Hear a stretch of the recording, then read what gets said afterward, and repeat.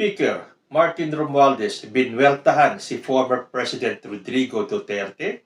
Ayon po dito sa balita sa Radyo Pilipinas News, Speaker Romualdez tumindig para depensahan ang Kamara mula sa mga kritiko at pananakot. Sa pagbabalik sesyon ng Kamara, muling dinipensahan ni Speaker Martin Romualdez ang mababang kapulungan mula sa mga walang basihang kritisismo at paninira. Bumuelta si Romualdez laban sa ilang personalidad na ang tanging nais ay magkaroon ng pagkakawatak-watak. Sa talumpati ng House Leader, binigyan diin nito na tatayuan nito ang Kamara at titindig ang kapulungan laban sa mga nananakot para lang masunod ang kanilang gusto. Tinura ni Romualdez na magkakaiba man ng pananaw at paniniwala ng nasa higit 300 miyembro ng Kamara, ay nagkakaisa naman sila para ipaglaban ang institusyon na kanilang pinaglilingkuran at para patuloy na maisakatuparan ang kanilang mandato. Dumipensa rin si Romualdez sa ginawang realignment ng mababang kapulungan sa 2024 national budget. Anya, walang pinaboran ang Kamara sa pinagtibay na panukalang pondo. Wala rin anyang personalan sa ginawa nilang mga desisyon, bagkus ay bahagi lang ng trabaho. The House was never lenient, nor did it favor anyone. The entire process was dedicated to uplifting the lives of our fellow citizens and staying true to the fundamental principles of the system of checks and balances in the government. Wala pong personalan dito, trabaho lang, giit ni Romualdez. Sinabi rin ni Romualdez na bagamat may ilang sektor at individual na nais dungisan ang imahe ng Kamara para sa pansariling interes, ay nakita naman anya ng publiko ang kanilang pagtatrabaho dahil na rin sa resulta ng mataas na performance rating na nakuha ng institusyon. As you are well aware, despite all the hard work we have done to accomplish the goals we have set, certain sectors or individuals with misplaced priorities choose to malign and tarnish the positive image of this very institution which we labored hard to achieve. Our efforts did not go unrecognized, as evidenced by the fact that according to the latest surveys by reputable polling groups, we received the highest performance rating for the third quarter of 2023, ani Romualdez. Pero makasihit nga ako nito. Alam nyo, napakadami ko nang nakita at nabasa mga survey. Pero ni minsan, hindi pa po ako nakaranas ng sinurvey. Andito lang kami sa Quezon City, pero ni minsan, hindi pa po ako naka-experience na may kumatok sa bahay namin at nagtanong kung pwede kaming i-survey. So talagang hindi ko po maiintindihan itong sinasabing survey na to na magtatanong ka ng mga 1,200 to 2,000 na katao, tapos doon nila ibabase lahat ng mga resulta ng survey. So baka po merong nakakaalam sa inyo kung paano po ba nakukuha ng mga survey firms yung mga datos na yon, kung ang tinatanong lang naman ay 1,200 to 2,000 na katao. Pero siyempre meron pong scientific way yan, sila po ang nakakaalam. Basta ang sa akin sinasabi ko lang, never pa po akong naka-experience na ako ay sinurvey in all my 63 years of existence. Anyway, mabalik tayo dito. Although doon po sa speech ni Speaker Romualdez, wala naman po siyang pinapangalan ng mga tao or individual na sinabi niyang naninira o nananakot sa kanilang institusyon. Subalit, ito pong isang lawmaker na to na dating taga-PDP laban ay pinangalanan po si former President Rodrigo Duterte. Ayon po dito sa Philstar Global, lawmaker exits PDP laban to name Rodrigo Duterte as threat to House. First, they called it some words. Then it became bad news. Finally, they said the specific word used against them was rotten. ranking House lawmakers hesitated to spell out the incendiary remarks that last month challenged the integrity of the lower chamber and to name its source, former President Rodrigo Duterte. Upon the prompt of another colleague, Senior Deputy Speaker Representative Aurelio Dong Gonzales eventually identified Duterte as the person who described the House as a rotten institution on live television, but not without tendering his resignation from Partido Demokratiko Pilipino, Lakas ng Laban, on the spot. Duterte is the chairperson of PDP Laban. The one who uttered that word is our chairman from PDP Laban. Before I answer, I will resign now as member and officer of PDP Laban. It was former President Rodrigo Roa Duterte, Gonzales said during the House's first plenary session after returning from Congress's 5-week break. Nakakatawa din na wala sa kanilang maglakas ng loob na sabihin yung pangalan ni former President Rodrigo Duterte. Kahit na napanood na yata ng buong Pilipinas at alam kung sino ang nagsabi ng mga katagang yon. Walang iba po kundi si former President Rodrigo Duterte. Hanggang sa nagsalita po itong dating PDP Laban member and officer. Ito pong si Representative Aurelio Dong Gonzales. On the spot po, nag-resign siya bago niya sabihin na si former president ang nagsabi ng mga katagang yon. So, syempre, bilang House Speaker, ipagtatanggol po ni Speaker Romualdez ang kanyang institusyon na sinasabi na being maligned or sinisira ni former President Rodrigo Duterte. At parang nagpapahiwatig si Speaker Romualdez na ang ginagawa ni former President Rodrigo Duterte ay pinagwawatak-watak ang taong bayan. Coming from a former president, kung meron po siyang nakitang katiwalian or anomalya sa House of Representatives, wala ba siyang ibang pwedeng gawing paraan para sila ay pilitin na ilabas yung kanilang detalyadong paggasto sa pera ng bayan? Kasi iginigiit po ng House of Representatives na naglabas naman ng report ang COA at sila po ay cleared. Ibig sabihin, wala pong nakikitang anomalya sa paggastos ng House. Kung ganun nga yun, bakit magsasalita si former President Rodrigo Duterte na bakit hindi ilabas nitong mga taga-House of Representatives yung detalyadong paggastos nila para daw malaman ng taong bayan? Dahil nga, hindi po ba itong mga kapanalig ni former President ay sinasabing na pirma-pirma lang daw ang kailangan dyan sa Kamara at okay na. Hindi na kailangan idetalyado kung saan napunta ang bawat singko na galing sa pera ng bayan. Mahirap po bang gawin yon? Hanggang ngayon, hindi natin malaman sino ba talaga ang tama, si former President Duterte or ang House.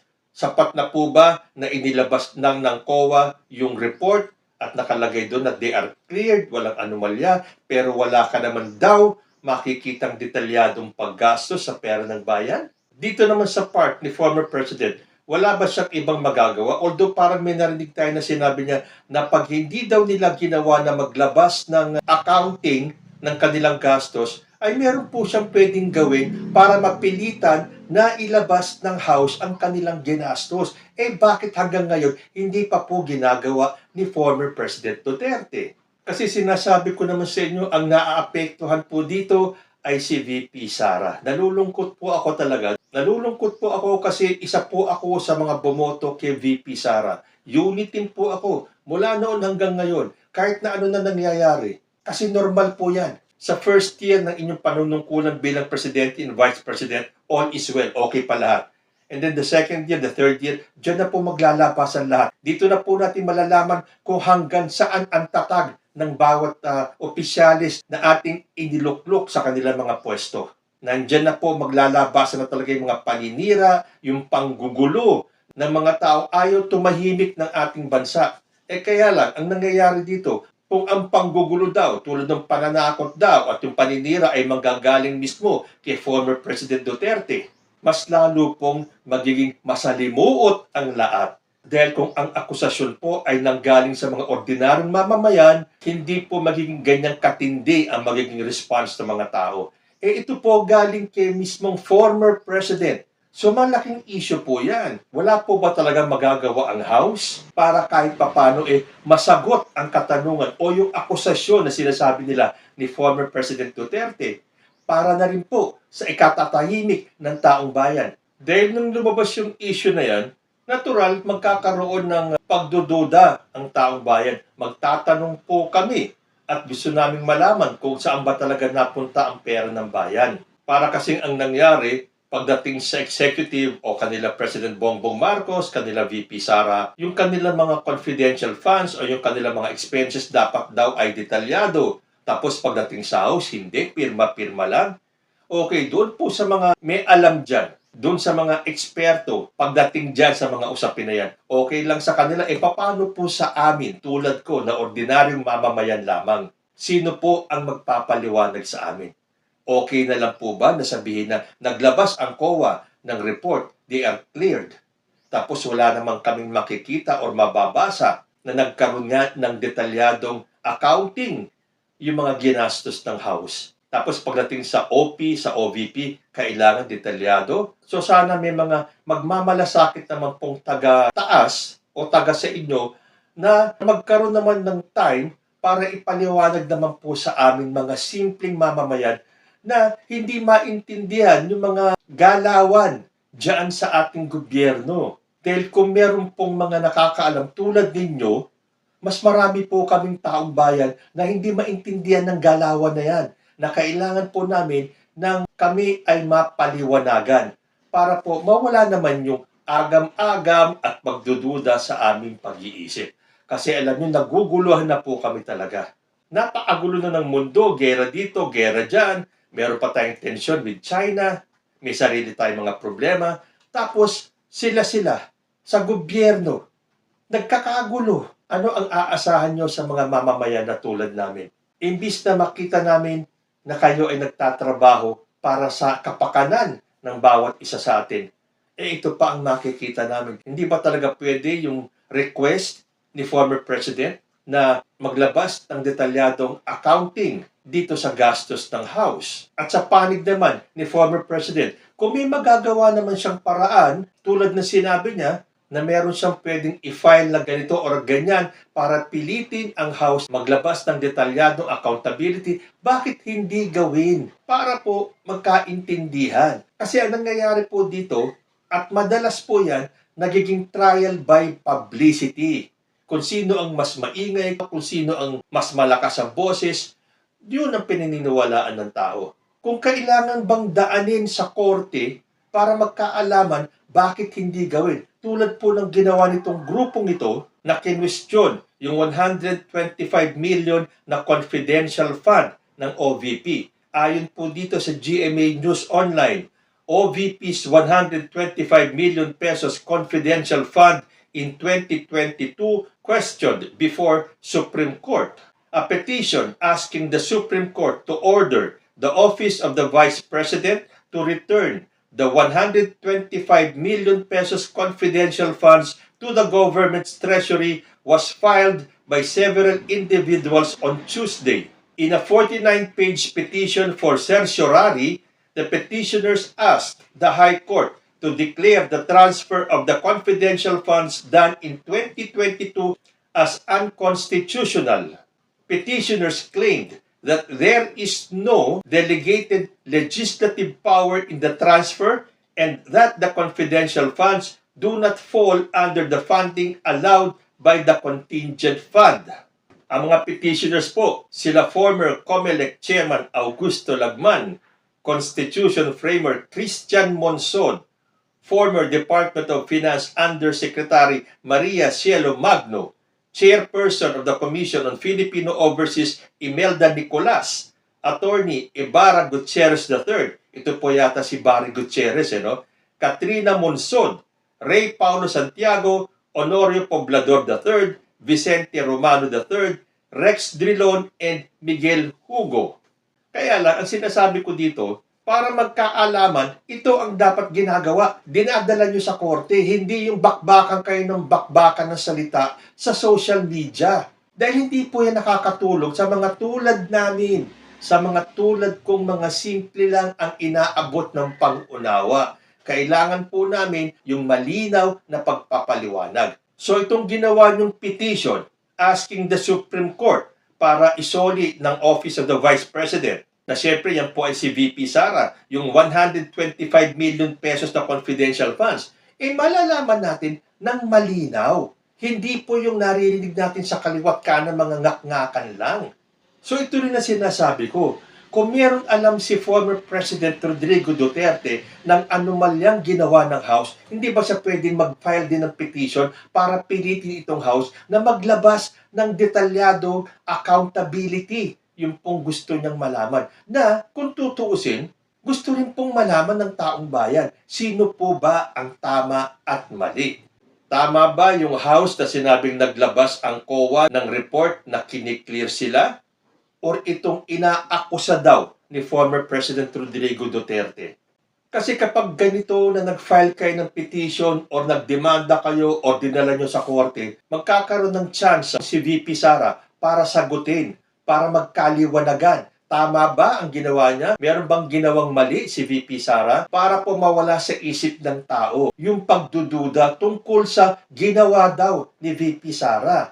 Kasi ngayon nga ang nangyayari, dahil sa trial by publicity, apektado po ang pangalan ni VP Sara. Aminin man po natin o hindi, ito po ay nakakaapekto sa pangalan ng ating Vice President. So para sa akin, kung may mga ganito, kung meron pa kayong alam na mga anomalya na ginawa ni VP Sara, idemanda nyo siya para po siya naman ay magkaroon ng pagkakataon to defend herself. Hindi yung ganitong nangyayari na trial by publicity. Alam nyo naman ng taong bayan kung sino ang mas malakas ang boses, kung sino yung maingay, ang tendency paniwalaan natin. Ito yung time na hindi pwedeng basta na lang tumahimik si VP Sara. Masyado pong nasisira ang pangalan ni Sara Duterte. Huwag na po natin isipin yung 2028 na hindi nga tayo sigurado pa kung tatakbo pa si VP Sara sa 2028. Ang mahalaga po ay yung ngayon. Dahil aminin man po natin o hindi, marami po sa ngayon ang nagdududa kay VP Sara. Hindi po ba nakakalungkot yun?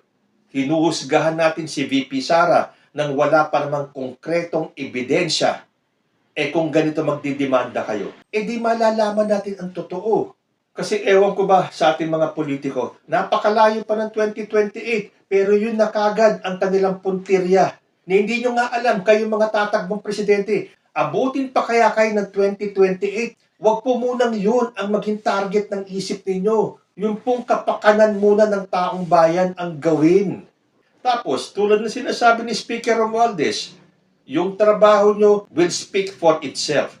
At tulad nga ng sinasabi niya, naniniwala siya na nandoon ang tiwala ng taong bayan sa kanya dahil sa 4 na mga government officials, siya ang pinakamaganda ang rating nung huling survey. So tama nga siguro, magtrabaho muna ngayon at kalimutan muna yung 2028 na hindi nga tayo sigurado kung aabutin pa natin yung 2028. So nung nabasa ko po itong petition nila sa Supreme Court against kay VP Sara, welcome development po sa akin to. Ito matagal ko nang hinihintay. Lagi kong sinasabi na kung meron kayong nakitang ginawa ni VP Sarang anomalya sa paggastos niya dun sa confidential funds, i-demanda nyo para malaman natin kung tama ba siya or mali. Saka natin husgahan kung ano ang magiging hatol ng korte.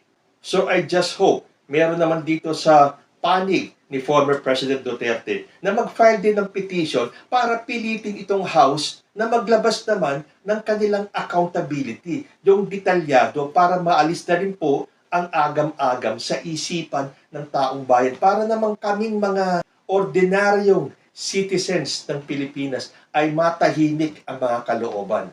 Dahil ang gulo-gulo na ng mundo, tapos naguguluhan pa kami sa nangyayari sa ating mga government officials. Maawa po kayo sa taong bayan. Huwag pong puro pansarili lang ang iniisip ninyo. Kayo po, ano ang masasabi ninyo? Comment lang po down below and I will see you next time. Peace.